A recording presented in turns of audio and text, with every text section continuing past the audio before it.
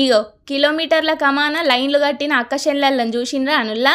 ఒక పక్క మీదకెంచి మాడు వలిగేటట్టు దంచి కొడుతున్న ఎండను సూతం లెక్క చేయకుండా నెత్తుల మీద కొంగులు కప్పుకొని మరీ లైన్లో నిల్చున్నారు అందరూ.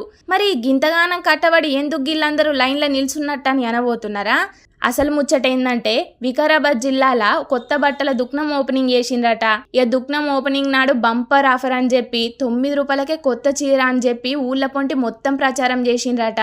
ఇగేమున్నది, ఊళ్ళ పొంటున్న ఆడోళ్ళందరూ అన్ని పనులు ఇడిచిపెట్టుకొని మరీ గీడున్న దుకాణానికి లైన్లు కట్టిండ్రు గిట్లా. ఈ దుకాణం ఓపెనింగ్కి వచ్చిన స్పీకర్ గడ్డం ప్రసాద్ సారు అట్లా రిబ్బన్ కటింగ్ వేసిండో లేదో జనాలందరూ చీరల కోసం ఎగబడ్డారు గిట్లా. నాకని లైన్లో నిల్చున్న కాన్నే లొల్లి పెట్టుకున్నారు చాలా మంది.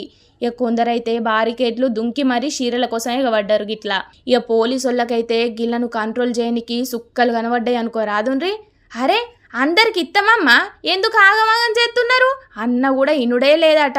మొత్తం దండయాత్ర చేసినట్టే చీరలు వంచేటోళ్ళ మీద ఎగబడే వరకు చీరలను వంచి పెట్టుడే బంద్ పెట్టిండ్రట దుక్నపొళ్ళు.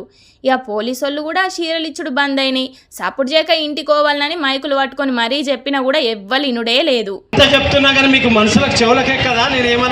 పంచితే అందరికి వంచాలే, కొందరికి ఇచ్చి తతిమొళ్ళకి ఇయ్యకపోవడేంది? కిలోమీటర్ల కమాన దూరంకేంచి లైన్లో నిల్చుంటే చీరలేవని చెప్తారా అని బగ్గనగరమైనరు కొందరు. చీరలు దొరకని పబ్లిక్. ఇలా లొల్లి చూసిన దుక్నపోళ్ళు ఎంబటే షట్టర్ను కూడా బంద్ పెట్టిండ్రు. పండుగలకు పబ్బాలకు చీరల మీద ఆఫర్లు పెడితేనే దుక్నాలన్నీ జాతర లెక్కనే ఉంటాయి.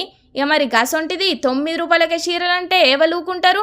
గందుకే గింత రచ్చయింది అన్నట్టు.